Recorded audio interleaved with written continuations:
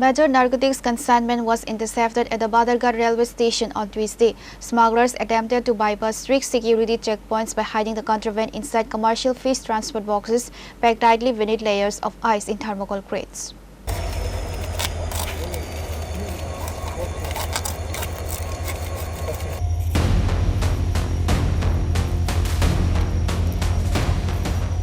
Acting on a tip-off regarding the steady influx of narcotics into the state via incoming trains, security personnel carried out a targeted inspection of a consignment that arrived at the station.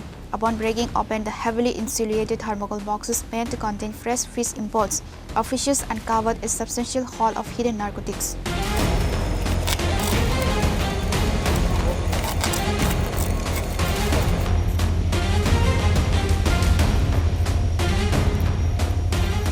Pure Report, Chini, Khorang.